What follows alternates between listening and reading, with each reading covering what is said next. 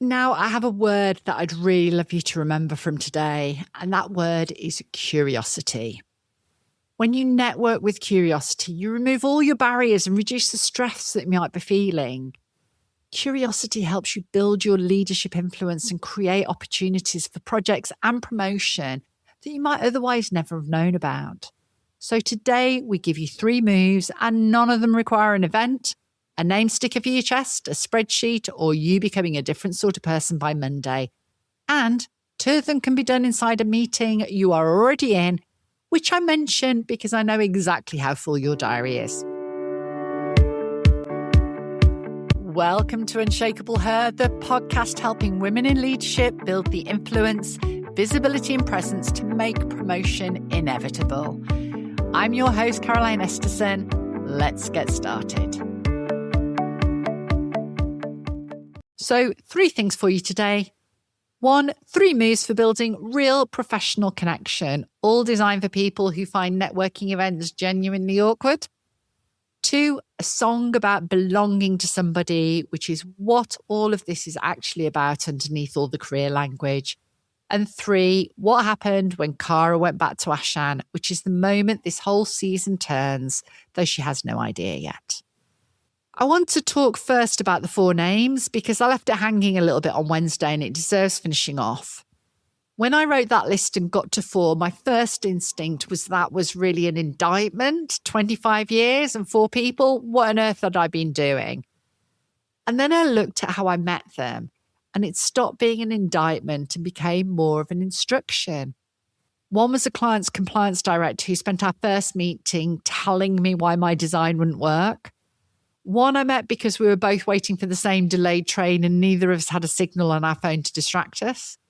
Another was a delegate from a program who stayed behind afterwards to ask me a question that was better than anything I'd said all day. And one is Wendy, my work wife, who I've worked with for so long, none of us can remember which of us rang the other in the first place. Not one of those was a networking activity. Every single one was a conversation I was already in where somebody got curious and didn't stop at the transaction. Remember, your network is not built, it's noticed.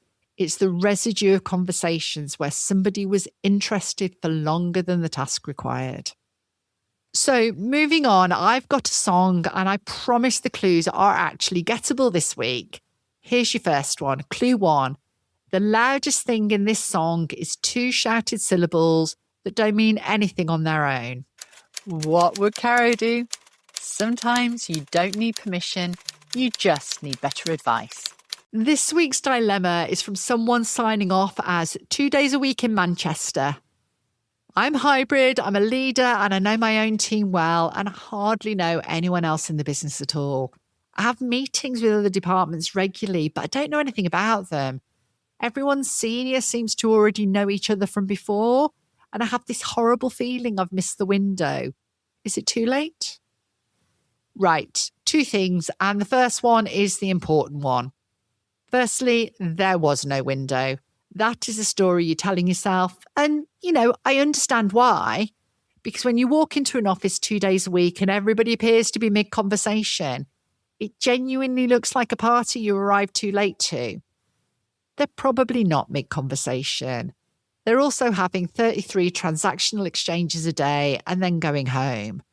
The ones who look connected are usually connected to about 4 people, same as you, the same as me. You're comparing your inside to their outside, which is the oldest mistake there is.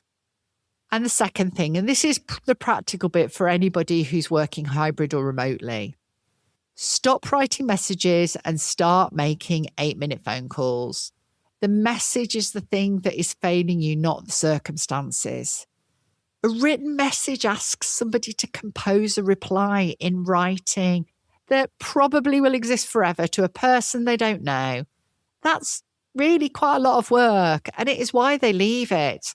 And then it gets old, and then it's just too embarrassing to answer. A short call asks them to talk, which us people find easier and actually sometimes even mildly enjoyable. 8 minutes, ask your actual question in 2, and then ask the surprise question. Get off the phone before they want you to. And the moment you are already on a video call with somebody about something operational, you have the entire opportunity right there for free with no invitation required. Make the most of that opportunity. So back to the song for a second. Clue 2, it's a song about belonging to somebody, sung by a band from Denver who sound like they're standing in your kitchen. So 2 shouted syllables that mean nothing. A band from Denver, and here's an extra little bit, with a name derived from the Latin word for light. And clue 3, for about 2 years in this country, you couldn't sell anybody electricity without it. Any thoughts? Yeah. This week's song is Ho Hey by the Lumineers from 2012. And I chose it for a reason that is slightly sideways to the usual. There is no strategy in that song. Nobody in it is building anything, optimizing anything, or working a room. It's one person saying, with no sophistication whatsoever, that they would like to belong to somebody and they would like somebody to belong to them. And the 2 syllables, the ho and the hey, are the least sophisticated part of it. And they are the part everybody joins in with, which is quite a good description of how connection actually works. It's often not the clever bit that lands. It's the bit where you sound like someone.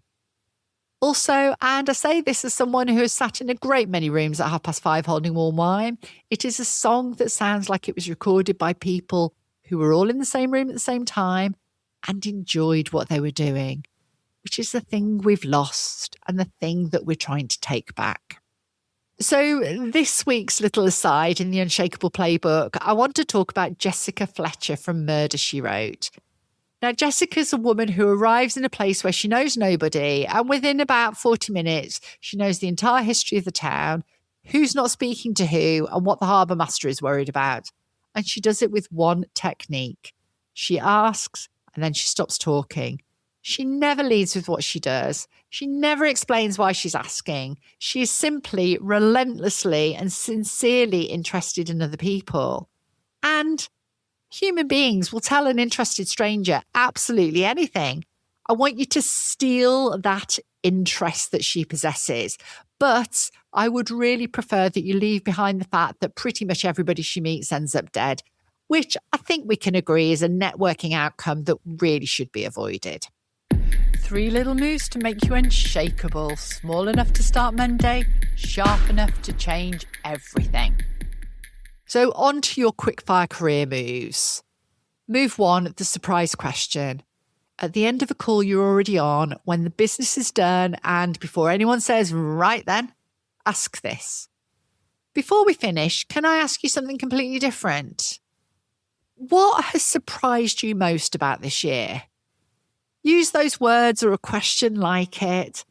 It works because nobody has a prepared answer. There's not a corporate version of that question, so you get a real answer. And it's a generous question rather than a taking one. And it really asks nothing of them.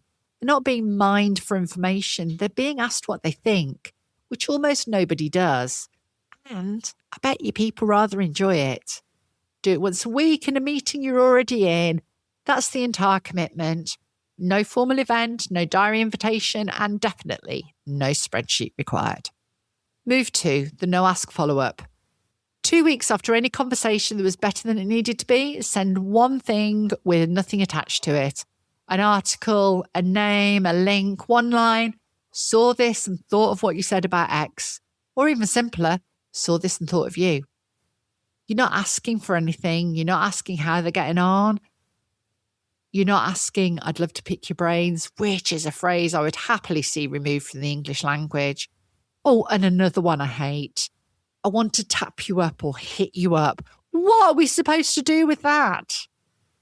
Anyway, this is the move that converts a conversation into a relationship. And almost nobody does it because almost every message anybody receives wants something.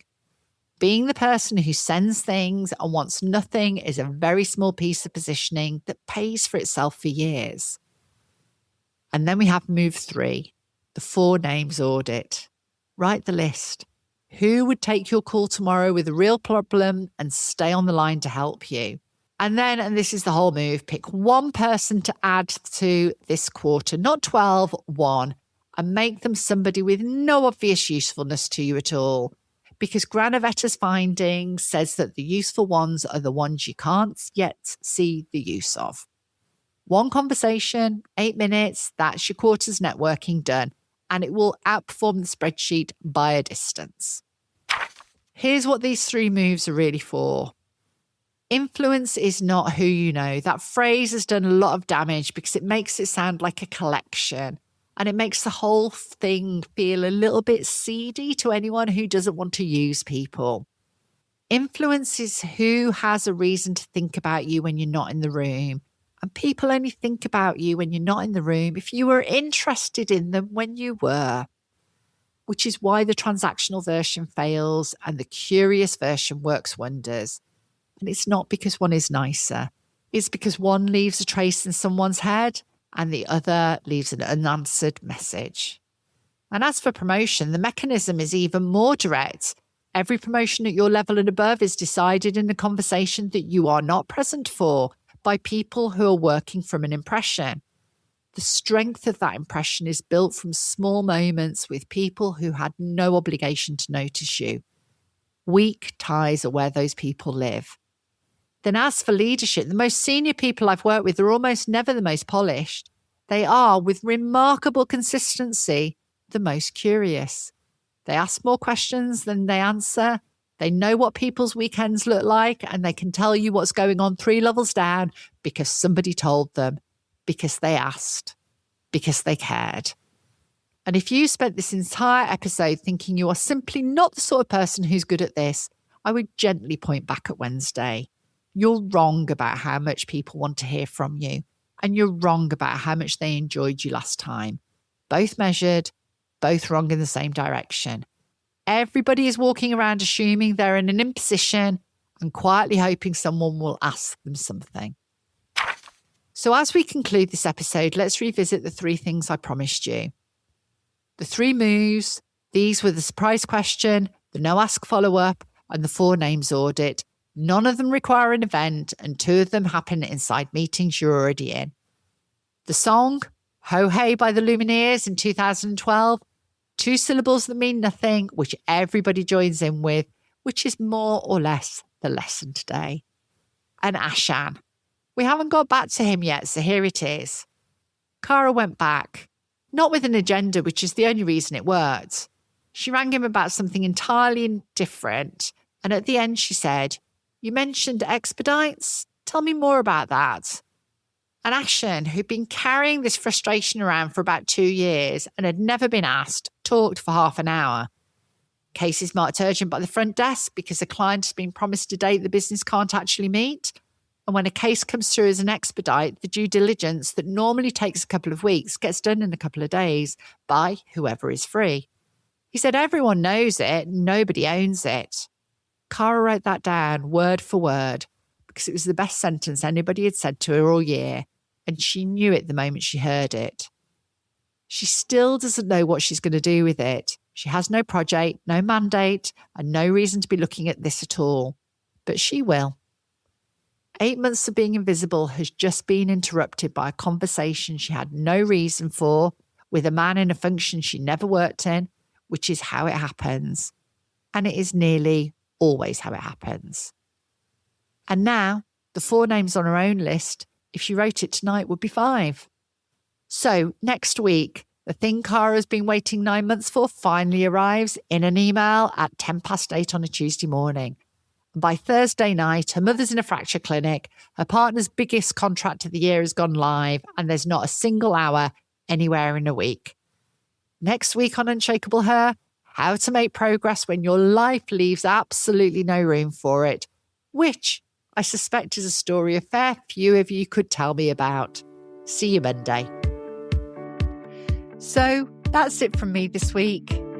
Before you go, if something this week made you nod, laugh, or think, finally someone said it, leave a rating wherever you're listening. Just a couple of taps, that's all it takes. And it helps other women just like you who are spiraling and searching for help to find this show. I'm Caroline Esterson, your You came here for career advice, but what you're really building, week by week, move by move, is someone no one can shake. See you Monday.